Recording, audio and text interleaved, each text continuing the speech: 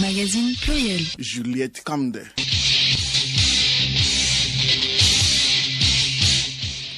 Madame, monsieur, bonjour. Au sommaire du journal Magazine de ce samedi, le président de la République marque de sa présence la cérémonie de clôture ce samedi du Forum des producteurs agricoles du Togo, lancé jeudi à Tchévié pour le compte de la région maritime. La date du 28 janvier est consacrée à la protection des données. Quelles sont les bonnes pratiques pour protéger ces informations personnelles, professionnelles et bancaires? Au Togo, l'Agence nationale de la cybersécurité a sensibilisé hier les institutions financières aux enjeux de la cybersécurité. L'Afrique du Sud est courtisée de toutes parts. Russie, États-Unis, Union européenne, Pretoria vient de vivre une semaine de ballet diplomatique avec les visites de toutes ces puissances mondiales.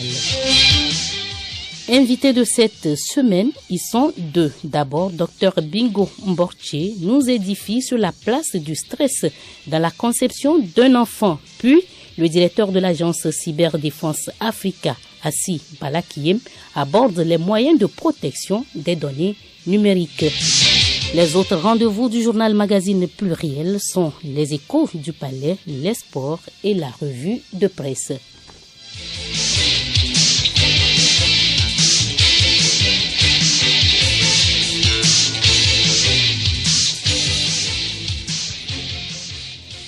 Le chef de l'État, Faure Gnassingbé Zingbe, était à Tchévié ce matin pour le dernier jour du Forum des producteurs agricoles du Togo FOPAT.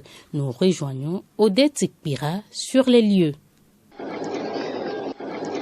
Juliette, ici au stade Dr Kaolo de Tchévié. Le chef de l'État est arrivé à 9h33 sur place par voie aérienne. Faure Gnassingbé, habillé en bleu, a fait le tour pour saluer les participants, notamment les chefs traditionnels qu'on pouvait facilement identifier dans leur tenue royale, les éleveurs, les membres du gouvernement, les producteurs et les exposants. Les travaux ont commencé avec un tête-à-tête avec les producteurs. Habillés en blanc, ils étaient assis face au chef de l'État avec un œil attentif. Les échanges ont porté sur les travaux des 2 premiers jours et les attentes des producteurs à travers ce forum pour une amélioration des rendements dans les prochaines campagnes agricoles. Les représentants des producteurs des différentes préfectures ont à tour de rôle remercié le chef de l'État pour les actions menées sur les ZAP, les zones d'aménagement planifié, les périmètres rizicoles, les PTA, les poulaillers traditionnels améliorés dans leurs localités respectives. Le chef de l'État, en prenant la parole, a remercié les producteurs pour leur adhésion à la nouvelle formule qui est le FOPAT par région. Faure Gnassingbé a fait savoir que l'agriculture de demain au Togo va mettre l'accent sur la mécanisation, l'irrigation, la transformation et les exportations. Il a appelé les producteurs à réfléchir sur les filières équilibrées. Le chef de l'État a rappelé aussi le rôle de la PIA, la plateforme industrielle d'Adéticopé et l'emploi des jeunes. La prochaine étape de cette cérémonie de clôture du forum est la visite des stands. Odette Ikpira, il faut préciser que le président de la République avait à ses côtés la chef du gouvernement, Madame Victoire Tomega Dobé, et des membres du gouvernement. L'importance de protéger ces données. L'ANSSI, l'Agence nationale de la cybersécurité, en collaboration avec Cyberdéfense Africa, a organisé hier une séance de sensibilisation des institutions financières aux enjeux de la cybersécurité. Il a été question d'entretenir les participants sur la protection des données numériques. Solim Lemou.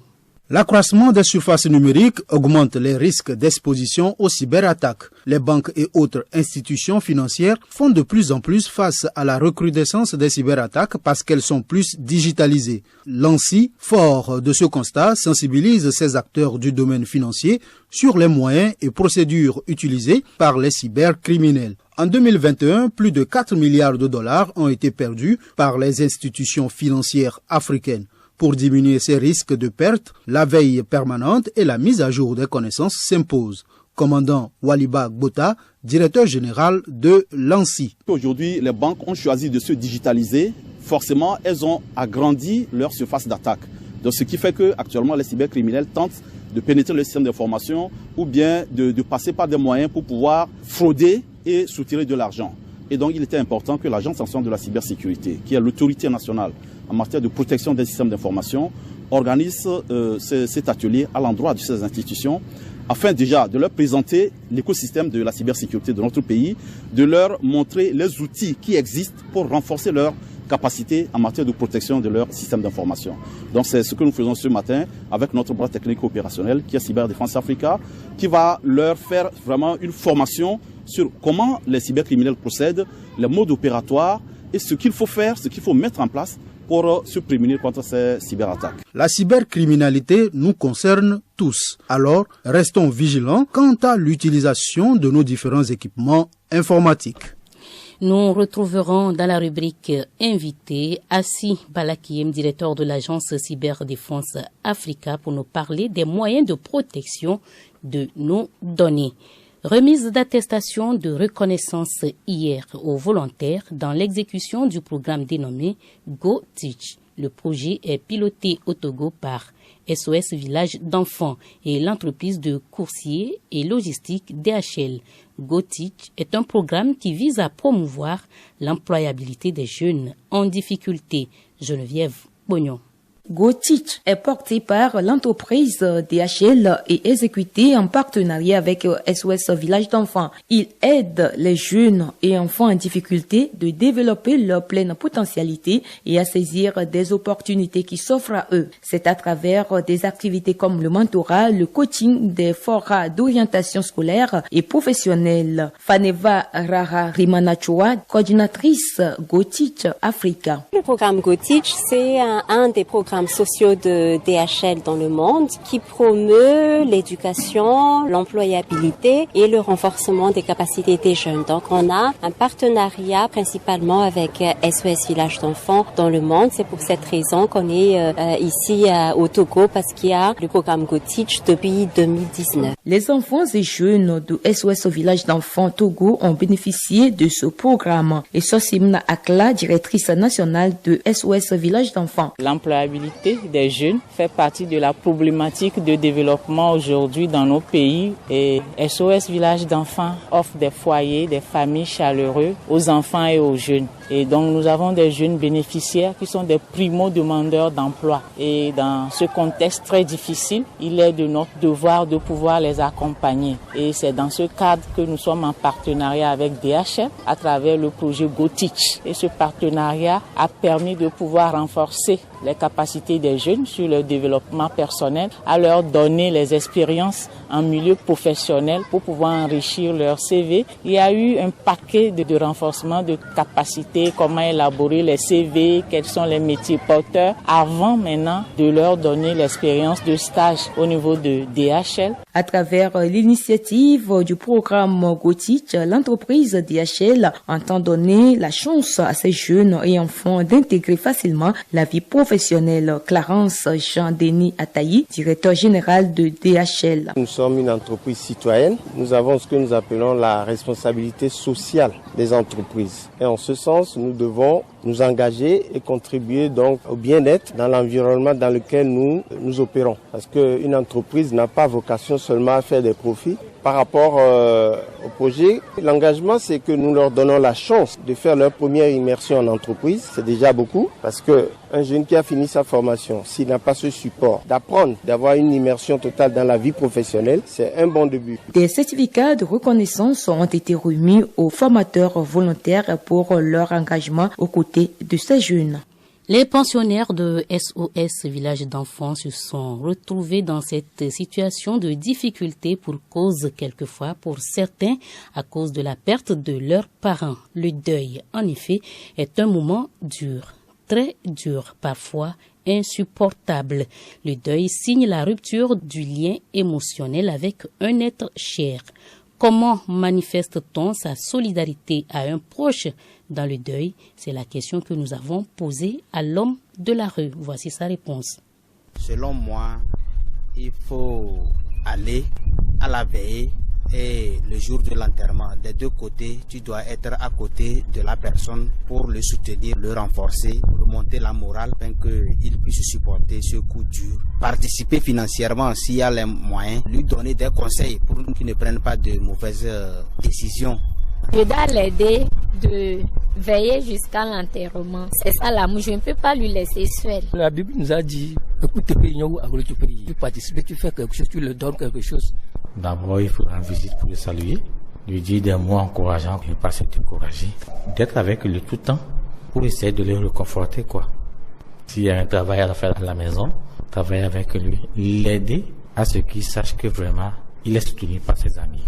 Je veux la consoler, accompagner à faire tout pour qu'il ne se sente pas seul. Mais ça peut m'arriver aussi. Elle aussi peut s'occuper de moi. Dès que une de mes amies perd son être cher, je dois la soutenir moralement, physiquement et financièrement. Moralement, je dois la consoler. C'est Dieu qui a donné, c'est Dieu qui a repris. Et que nous tous, nous irons là-haut. Soutien physique, je dois être plus proche d'elle. Je ne dois pas la perdre de vue. Chaque jour, je dois être à ses côtés. Ensemble, dans les causeries, peut-être elle pourrait oublier les soucis de ce drame. Organiser l'enterrement.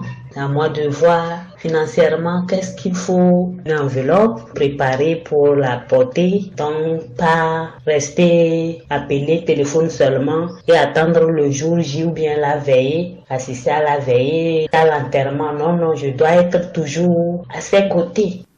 Des propos recueillis par Clarisse Tombité.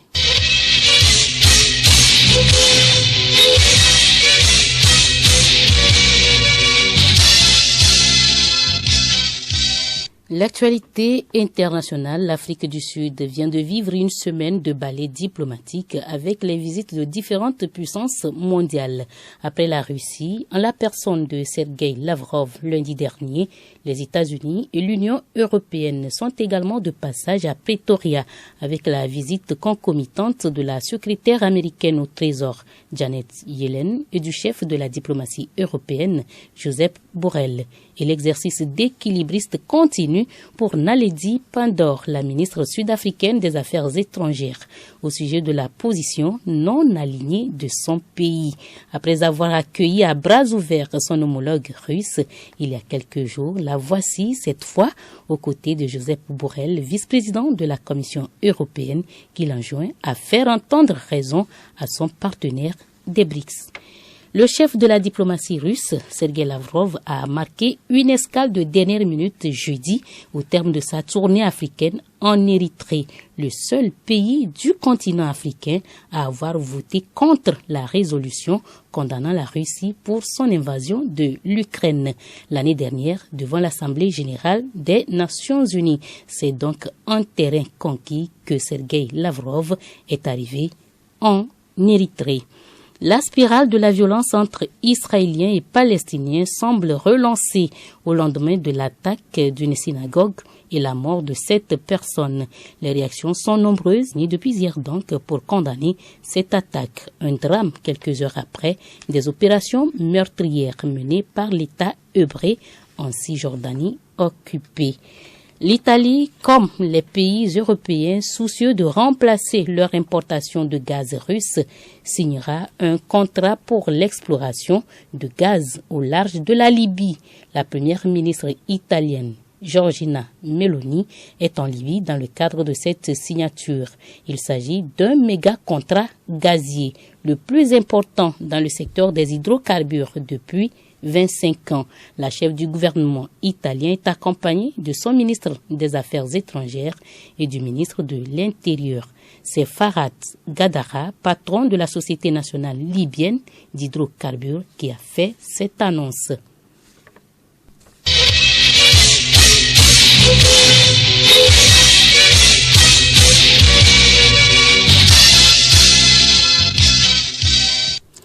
Invité du journal, le stress est un facteur défavorisant la conception dans le couple.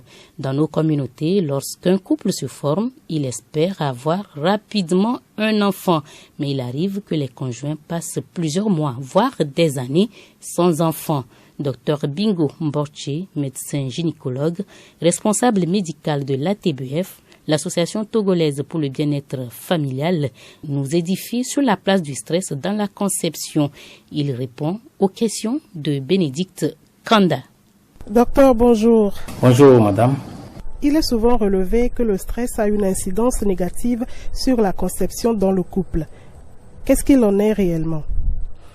Merci pour l'occasion que vous me donnez pour parler donc d'un sujet, un sujet aussi délicat, celui donc de la conception. Dans nos milieux, lorsqu'un couple se construit, bien se constitue, ce couple s'attend rapidement à une conception dans les 2, 3, 4, voire 6 premiers mois. Mais il arrive parfois que le couple qui se met ensemble peut rester au moins 1 an, voire 2 ans, plus de 2 ans, sans enfant. Quelle est la place du stress dans la conception? Le stress joue un rôle très déterminant et peut-être même un facteur favorisant donc de l'infertilité, un facteur qui peut être à la base de l'absence de conception. Comment cela peut être ainsi, aussi bien chez l'homme que chez la femme? 2 situations ou 3 situations peuvent l'expliquer. Première chose, en matière donc d'activité sexuelle, en matière de pratiques sexuelles, il n'y a pas de programmation. Mais lorsqu'on désire une conception, on peut être amené parfois à imposer des pratiques sexuelles durant une période donnée. Il peut arriver que sous l'effet de cette demande, que l'organisme ne soit pas capable de pouvoir réagir. Ça, c'est un aspect. Deuxième aspect, lorsqu'on pratique l'activité sexuelle, le premier objectif, ce n'est pas d'avoir un enfant, c'est d'abord le plaisir. Et l'enfant vient en seconde position. Mais lorsqu'on est dans ce processus de conception, la pratique sexuelle se limite ou doit normalement aboutir à une grossesse. Et donc, lorsque le couple a cette phobie d'avoir une grossesse à chaque rapport sexuel, ça fait que le stress augmente d'une manière ou d'une autre. Et ce stress qui s'augmente peut avoir un effet délétère sur la conception spontanée. Ça, c'est la deuxième chose que le stress peut occasionner. Et nous avons des couples où, lorsque la femme passe les règles, le mari demande encore les règles. Et donc, le prochain mois, la femme ne voudrait plus passer les règles et voulait tomber enceinte. Donc, ça ne fait qu'augmenter le stress chez ces derniers. Le troisième niveau, c'est que lorsqu'on est stressé par cette conception, on n'arrivera même plus à aller à l'acte sexuel, aussi bien chez l'homme que chez la femme. L'homme peut avoir des pannes sexuelles, ou la femme peut avoir ce qu'on appelle le vaginisme, donc la difficulté à ce qu'il y ait une pénétration. En gros, le stress perturbe, si je peux dire ainsi, la conception, et ce stress est d'autant plus grand que la durée du désir de conception traîne, ou bien la durée s'allonge. Comment peut-on lutter contre cette situation? Comment s'y prendre? Oui, comment s'y prendre, c'est vraiment difficile. Le stress, ça peut être interne, c'est-à-dire que c'est le stress que le couple ou chaque individu se crée, et il y a le stress que la société, la communauté crée sur ce couple-là. Donc c'est difficile de pouvoir, mais nous demandons au couple de faire vraiment des efforts pour ne pas focaliser toute leur attention sur la conception. Ça, c'est un aspect. La deuxième chose, c'est qu'il faut, surtout pour les couples qui désirent une conception, dont la durée est un peu importante, d'être accompagné par des psychologues. Et dans notre consultation, il y a la consultation psychologique qui prend une place importante dans l'accompagnement donc du couple infertile. Et c'est au moyen de tout ça que ce couple-là pourra finir par avoir un enfant. Nous avons vu des couples qui étaient vraiment stressés par rapport à cette conception et qui ont fait presque tous les traitements jusqu'à la fécondation in vitro. Mais lorsqu'ils ont fait la fécondation in vitro et que ça n'a pas, ils n'ont pas eu de résultat, ils ont abandonné tout, ils se sont libérés et ils se sont dit que bon, peut-être ils n'étaient pas faits pour faire des enfants. Et c'est dans cet abandon total qu'une grossesse est survenue. Donc c'est pour dire que le stress joue un rôle très déterminant et que le couple devait vraiment faire des efforts pour ne pas trop focaliser leur attention sur cette conception. Docteur, une situation de stress, c'est encore ça l'incompatibilité? Incompatibilité en matière donc de conception, bon, c'est un terme qui est vraiment très spécifique. On ne peut pas parler d'incompatibilité en matière de conception, mais ce que nous disons souvent, c'est le pouvoir fécondant. Le pouvoir fécondant, c'est cette capacité qu'a un individu à pouvoir tomber enceinte quand c'est une femme et à pouvoir engendrer une grossesse chez la femme quand c'est un homme. Donc, il y a ce que nous appelons le délai nécessaire pour concevoir. On calcule ce délai nécessaire pour concevoir en tenant compte du pouvoir fécondant. Donc, lorsqu'un couple se constitue, quel est le délai nécessaire pour concevoir? Ce délai, la moyenne est de 25%. Donc, pour trouver le délai nécessaire, c'est de faire l'inverse du pouvoir fécondant. Donc, le pouvoir fécondant dans la population moyenne est de 25%. Donc pour trouver le délai nécessaire, on fait l'inverse de 25%. Donc ça fait 1 sur 0,25. Donc ça fait combien? Ça fait 4 mois. Donc lorsqu'un couple se met ensemble, sans problème, il faut attendre 4 mois avant qu'on ait une grossesse. On se comprend. Donc lorsque le pouvoir fécondant des deux est faible, c'est-à-dire que proche des 0, lorsqu'on fait l'inverse, on va trouver vraiment un nombre très élevé. Donc cela voudrait dire que lorsque ce couple-là a un pouvoir fécondant faible, lorsqu'il va se mettre ensemble, le délai nécessaire pour avoir la grossesse, ça va durer. Et c'est ce qui fait que des fois, lorsque ça traîne et que le couple venait à se séparer, chacun de son côté, si chacun trouvait un partenaire qui a un pouvoir fécondant fort, il pourra concevoir sans problème. Et c'est ce que dans la communauté on parle donc d'incompatibilité. Sinon, il n'y a pas d'incompatibilité pour dire que non, ce couple ne peut pas se mettre ensemble. Et attention, parce que le pouvoir fécondant, on ne le connaît pas d'avance. Et quand il quitte X pour aller à Y, il ne faut pas penser que Y a un pouvoir fécondant fort.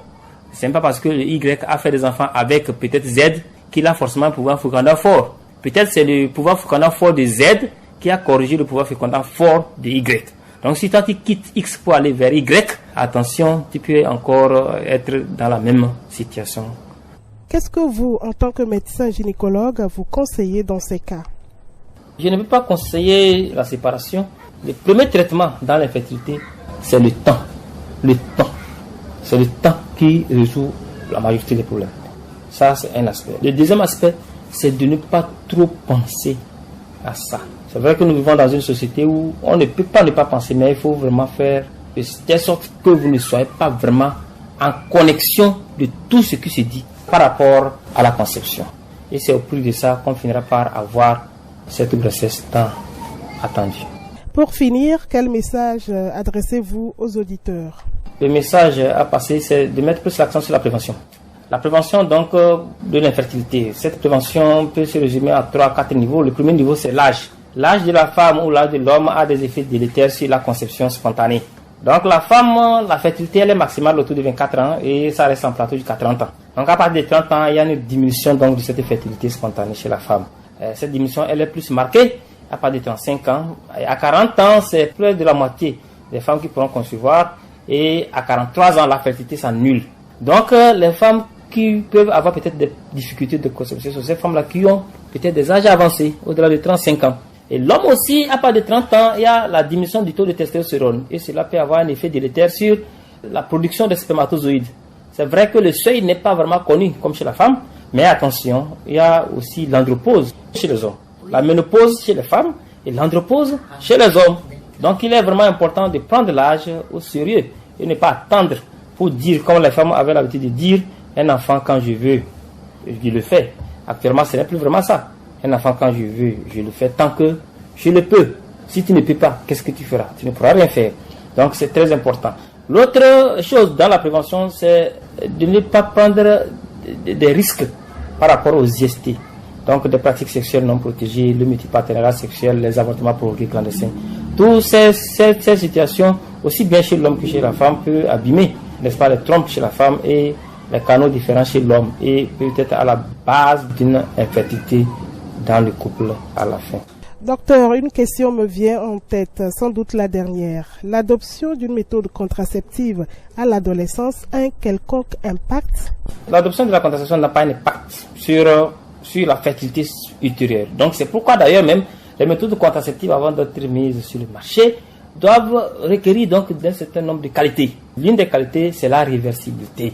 Donc les méthodes contraceptives n'entraînent pas une difficulté de conception à l'abandon.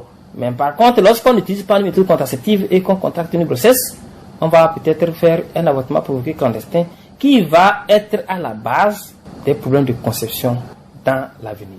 Merci docteur. C'est moi qui te remercie.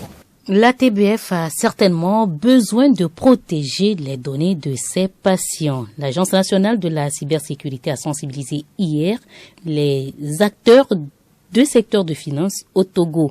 Il était question de connaître les éventuelles menaces et les moyens d'éviter les cyberattaques. Deuxième invité donc du magazine Pluriel, Assi Palakim, directeur technique de l'agence Cyberdéfense Africa. Il est au micro de Solim Lemou. Il met l'accent sur les données informatiques et les cyberattaques.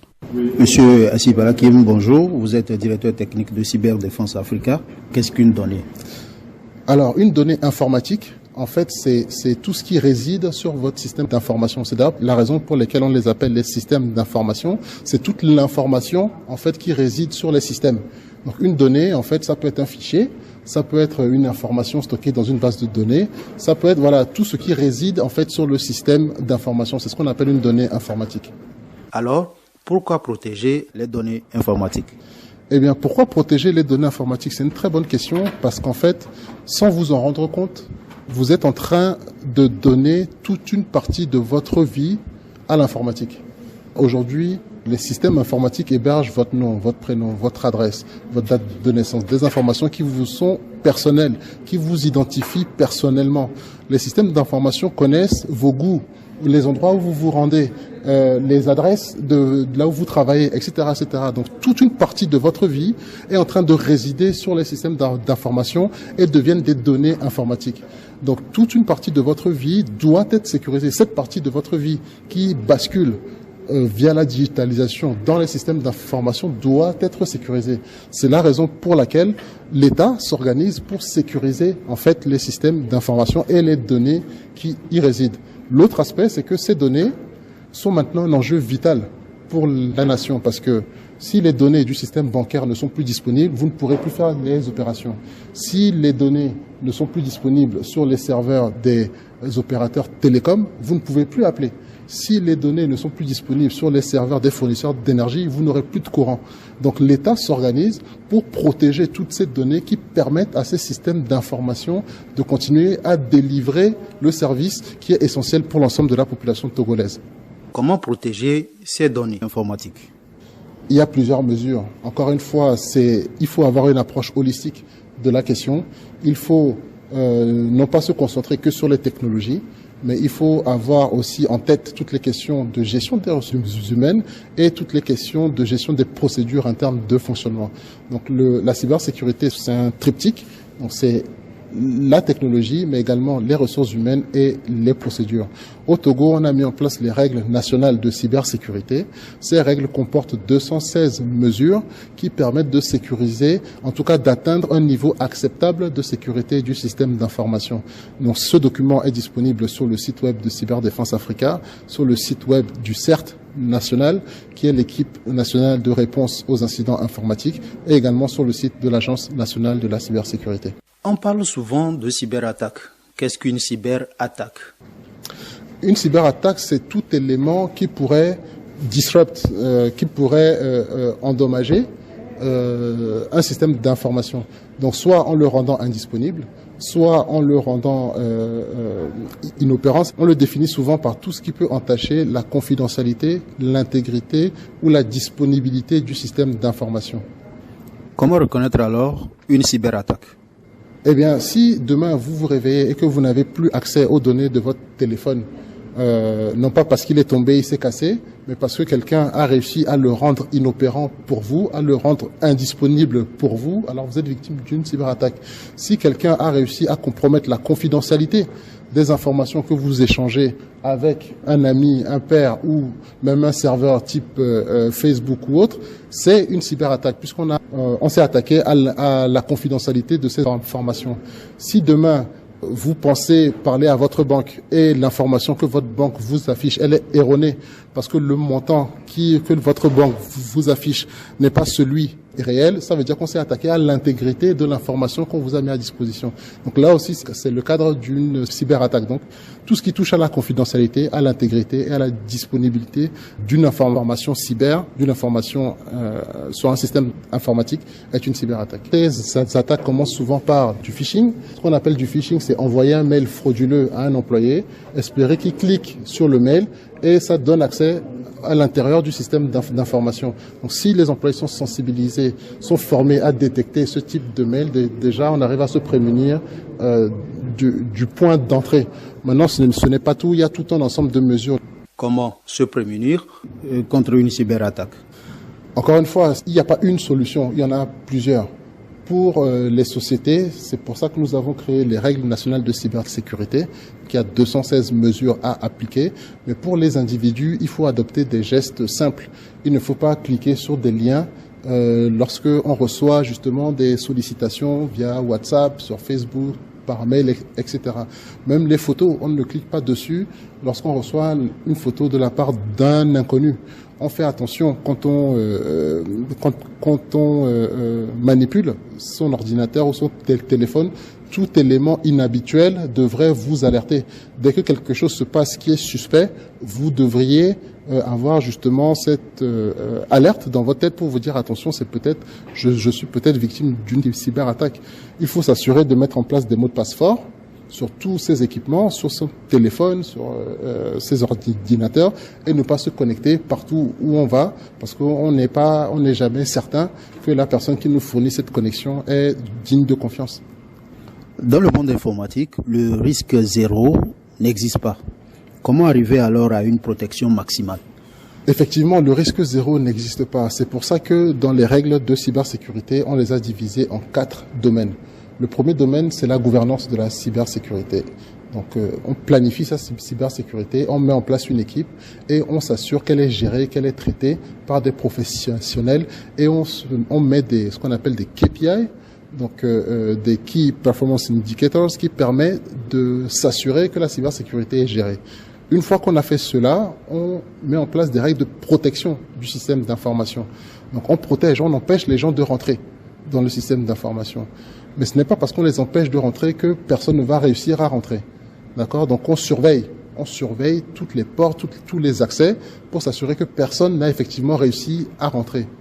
Le dernier volet, c'est justement si quelqu'un réussit à rentrer, puisque le risque zéro n'existe pas. Ça veut dire que malgré tout cela, quelqu'un va quand même réussir à pénétrer notre système d'information. Alors là, on met en place ce qu'on appelle de la résilience.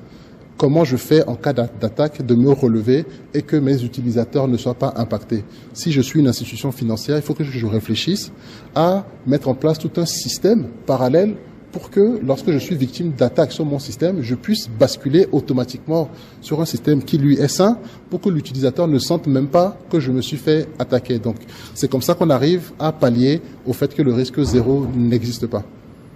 Alors, la sécurité n'est pas du quotidien de tout le monde. Vous êtes un spécialiste dans les cyberattaques, puisque vous avez fait une démonstration la dernière fois au sommet de la sécurité qui s'est tenu à Lomé. Quels conseils pouvez-vous donner à tout utilisateur? Encore une fois, c'est ce dont je parlais tout à l'heure. C'est ne pas se connecter sur n'importe quel réseau. Il faut faire attention, s'assurer que ce réseau est digne de confiance. Lorsqu'on a absolument besoin de se connecter sur un réseau pour lequel on n'est pas sûr de sa confiance, on utilise un VPN. Il y a des VPN gratuits qu'on peut télécharger. Alors, il faut s'assurer qu'on utilise également un bon VPN, mais il faut le faire. Il faut s'assurer qu'on a des mots de passe robustes sur tous ces équipements. Il faut s'assurer qu'on surveille ces équipements de tout fonctionnement suspect qui pourrait faire penser à une cyberattaque. Voilà, il y a plusieurs mesures qu'on détaille également sur le site web du CERT.tg où justement il y a une section sur les individus et quelles sont les bonnes pratiques, quelles sont ce qu'on appelle l'hygiène numérique à adopter pour sécuriser ces appareils connectés. Merci pour votre disponibilité. Radio Lomé vous dit merci pour ces informations qui aideront la population. Merci à vous.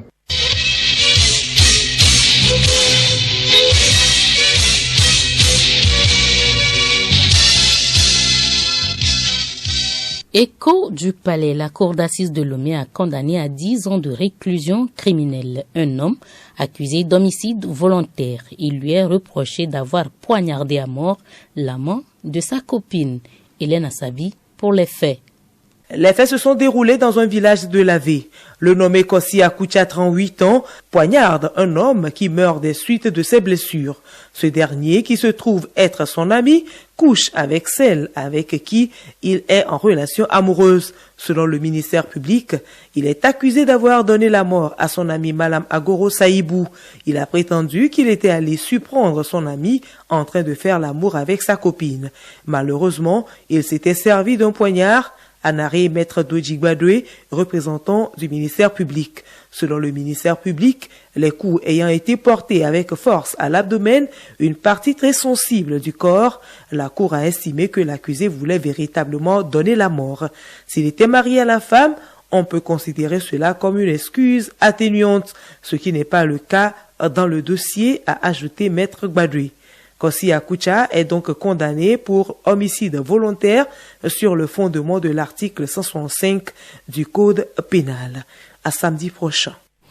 À samedi prochain, Elena Sabi, sport du football, la 15e et dernière journée de la phase aller débute cet après-midi. Le triple tenant du titre ASCO reçoit l'AS OTR. Ce match se joue à Sokodi à partir de 15h précises. À la même heure, l'AS Bina reçoit Akara Dito FC de Lomé. Les autres rencontres sont au programme demain dimanche. Kakadl accueille AS Togo Port. Semassi a rendez-vous avec Sarah FC. Tambo s'oppose à l'ASCK. Bolesou offre son hospitalité à Unisport. Entente 2 défie Ange. Pour le moment, le club ASCO, toujours invaincu, est seul leader avec 34 points. Loin devant son poursuivant ASCK, 28 points. L'AS Bina complète le podium avec 26 points. Sans transition, nous passons à la revue de presse. Pourquoi le Togo commémore encore le 24 janvier? Cette question se retrouve à la une des parutions qui ont également relevé le dialogue direct entre le chef de l'État et les directeurs régionaux des services déconcentrés. La revue de presse, c'est l'affaire de Léontine Atogima. Faure Gnassingbé a réuni les directeurs régionaux des services déconcentrés des régions centrales, de la Kara et des Savanes pour l'évaluation et le suivi des projets prioritaires de la feuille de route gouvernementale mentionne économie-développement. Le journal relève que le chef de l'État a été exigeant sur l'efficacité et les résultats pour un impact réel sur les populations. Togo Réveil ajoute, Faure Gnassingbé a coaché les directeurs des services. Il a aussi donné des conseils pour une action efficace de l'État renchéri Togo Matin. Pour voir les vainqueurs, ce cadre d'échange voulu interactif par le numéro 1 togolais s'inscrit dans l'optique des rencontres régulières avec les acteurs impliqués à divers niveaux dans la mise en œuvre de l'évaluation et le suivi des projets prioritaires du gouvernement. Faure Gnassingbé tient à ces projets sociaux, rapporte le point actu. Le maître mot demeure l'efficacité et la délivrance de résultats qui ont un impact réel et sensible sur la vie des Togolais et Togolaises, en particulier les plus vulnérables, rapporte le site d'information. Ces échanges se tenaient au lendemain de la cérémonie de dépôt de gerbes commémorant l'attentat de Sarakawa. Que célèbre-t-on au juste le 24 janvier au Togo, questionne le changement. Le courage du général Gnassingbé Eyadema, répond Togo Matin qui poursuit en indiquant que ce courage continue d'animer les Togolais. Togo Presse renchérit. Les Togolais se souviennent de cet attentat en priant pour le repos des âmes des disparus. Le grand quotidien national va plus loin et rappelle la conséquence positive de cet accident sur l'indépendance économique du Togo. Selon le quotidien, le miraculeux de Sarakawa a pris des mesures de rétorsion en nationalisant la CTMB, un acte courageux qui a permis au Togo d'engranger suffisamment de ressources pour financer de grands projets de développement. Le 24 janvier est donc une date symbolique, dite jour de la libération économique, conclut le journal.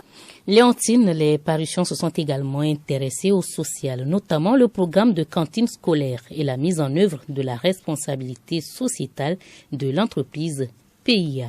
La PIA en plein dans sa RSE, le PP central d'Adétikopé fondé en 1968, entièrement rénové et étendu pour les 1224 élèves, s'exclame l'Union pour la patrie. La plateforme industrielle d'Adétikopé joue sa partition pour une amélioration du système éducatif au Togo, relate Nouvelle Opinion.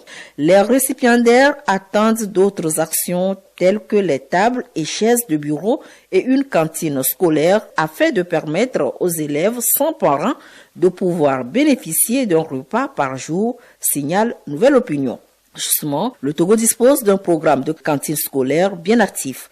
Le bi-hebdomadaire L'Union pour la Patrie note une efficacité de ce programme et annonce dans ses colonnes que le gouvernement envisage un transfert progressif de sa mise en œuvre aux collectivités territoriales. Les journaux togolais ont aussi rendu hommage au journaliste camerounais Martinez Zongo assassiné. L'onde de choc, non-assistance à une personne en danger, criminalisation de l'État, la profession en danger, 3 points énumérés par Canal D à sa une.